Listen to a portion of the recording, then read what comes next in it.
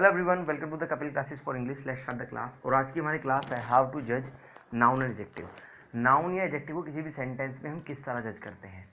तो सबसे पहले अगर मैं नाउन की बात करूं तो नाउन वैसे तो 5 टाइप के होते हैं: proper noun, common noun, abstract noun, material noun और कलेक्टिव नाउन। लेकिन इतना ज़्यादा समझ डीप में जाने की जरूरत नहीं है फिलहाल। बस इतना समझ लीजिए कि नाउन और एडजेक्टिव को जज क्या करते हैं, किस तरह करते हैं। नाउन 5 टाइप के होते हैं और एडजेक्टिव क्या होता है? इट क्वालिफाइज नाउन और प्रोनाउन। ये किसी भी नाउन और प्रोनाउन की क्वालिटी को बताता है, चाहे वो अच्छी हो या बुरी हो। तो दोनों को जज करने के लिए मैं आपके सामने एक दो सेंटेंस लिख रहा हूँ, जिसको सेंटेंस को पढ़ने के बाद समझने के बाद वो क्लियर हो जाएगा कि नाउन एडजेक्टिव को किस तरह जज करते हैं। सबसे पहला सेंटेंस है आपका, he is a good boy. Number 2 है he is good. He is a boy. अब देखिए इस वाले सेंटेंस में आपको दिख रहा होगा ही इज ए बॉय अपने आप में कंप्लीट सेंटेंस है। इसके बाद आपको कुछ लिखने की जरूरत नहीं है, अपने आप में कंप्लीट सेंटेंस दिखाई दे रहा होगा आपको कि इसके बाद में कुछ लिख ही नहीं सकते। वो एक अच्छा लड़का है, इसके बाद क्या है सेंटेंस, वो तो दूसरी क्लोज बनेगी, दूसरा सेंटेंस बनेगा प्रॉपर, ठीक है। लेकिन अगर मैं बोलूँ ही इज गुड, ऊपर जो सेंटेंस लिखा हुआ है ही इज गुड, तो वो अच्छा क्या है?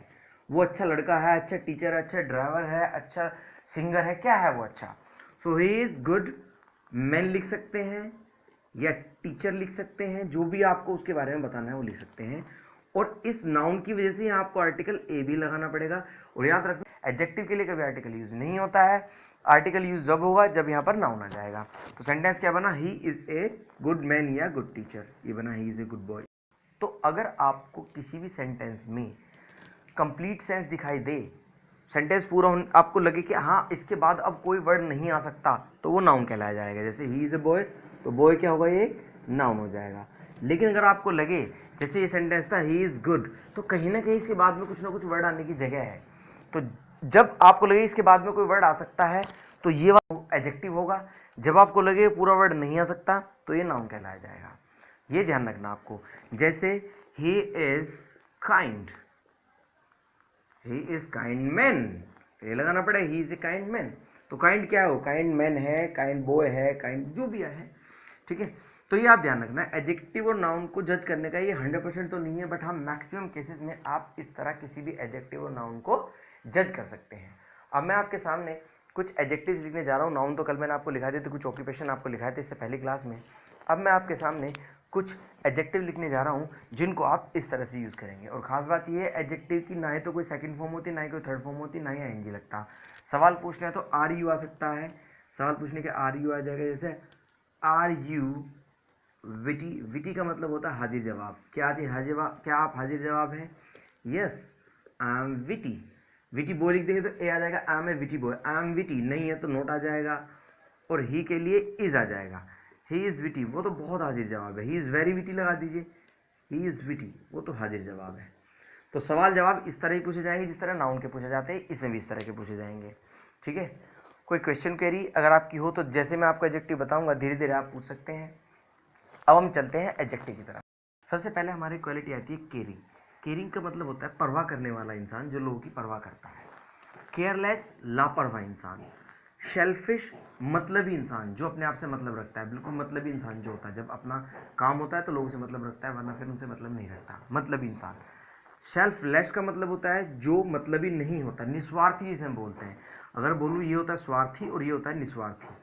जो कोई भी काम अगर वो करता है तो बिना स्वार्थ के वो किसी काम को करता है। ऑनेस्ट, ईमानदार। डिसऑनेस्ट, बेईमान। रिस्पॉन्सिबल, जिम्मेदार। इर्रिस्पॉन्सिबल, जो जिम्मेदार नहीं होता, गैर जिम्मेदार। हेल्पफुल, मदद करने वाला। हेल्पलेस, ये होता है मजबूर। तो बोल सकते हैं आई एम हेल्पलेस। अगर आप मजबूर हो तो आई एम हेल्पलेस। हेल्पलेस होता है मजबूर। नेक्स्ट आता है हमारा माइजर। वैसे नाउन भी होता है, ये ध्यान रखना है, नाउन भी नाउन ही होता है। ये माइजर नाउन होता है, इसके लिए सामने ए लगा सकते हैं, ठीक है। तो ही इज माइजर, वो माइजर है। पैनी पिंचिंग भी ये होता है, कंजूस। माइजर भी कंजूस होता है, पैनी पिंचिंग भी कंजूस होता है। नेक्स्ट हमारा आता है एक्स्ट्रावेगेंट।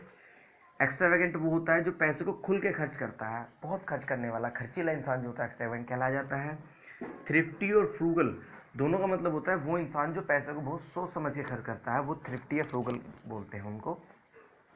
काइंड, बहुत दयालु। क्रूल, निर्दयी जो होता है। बुली, झगड़ालू लोग जो होते हैं, ये बुली होते हैं, दबंग टाइप के लोग जो होते हैं, बुली। प्राउड, देखिए प्राउड के दो मीनिंग होते हैं। अगर आप बोल रहे हैं I am proud of you, तो इसका मतलब है कि आपको, मुझे आप पर गर्व है। लेकिन अगर आप बोल रहे हैं ही इज प्राउड, इसका मतलब वो घमंडी है। इसके दो मीनिंग है यहाँ पर, घमंडी कहलाया जाएगा। इस तरह से अगर आप यूज करेंगे तो इसका मीनिंग घमंडी है। ही इज प्राउड का मतलब इट मीन्स वो घमंडी है। काम होता है बहुत शांत नेचर का इंसान, एरोगेंट होता है गुस्सैल, फ्रैंक होता है थोड़ा सा ओपन माइंडेड, जो आपने सुना होगा ही इज़ वेरी फ्रैंक, जो बातों को कह देता है, ज़्यादा कंजर्वेटिव नहीं होता। ओपन माइंडेड होता है खुले विचारों वाला। नोटी शरारती, स्टबर्न होता है जिद्दी, इम्पेशेंट होता है जो धैर्य नहीं रखता, पेशेंट होता है धैर्यवान, इम्पेशेंट होता है जो धैर्य नहीं रखता। सेंसिटिव बहुत नाजुक बहुत कोमल इंसान, आपने सुना होगा बहुत सेंसिटिव इंसान है ये, यानी कि चीज़ों को बहुत ज़्यादा डीप में समझता है। सेंसिटिव। नाइस अच्छा। इमोशनल आपको पता है भावुक जो इंसान होता है। बैड टेम्पर्ड, इसे मैं गुस्सैल बोल सकता हूँ। मीन माने घटिया इंसान। रूड, जो बिहेव में भी उसके एक अक्खड़पन सा रहता है तो वो रूड। क्रेजी पागल, पागल मतलब वो वाला तो मैड होता है, क्रेजी मतलब एक तरह से किसी चीज़ को लेकर पागल, ऐसे बोल सकते हैं he is crazy for his career, career के लिए वो पागल है। ऑप्टिमिस्ट आशावादी, जो उम्मीद रखता है किसी काम को, हमेशा पॉजिटिव रहता है। सपोज उसने कोई काम शुरू किया तो उस काम के लिए हमेशा आशावादी रहेगा। पैसिमिस्ट होता है निराशावादी, ये इसका एंटोनिम्स है, ये निराशावादी होता है।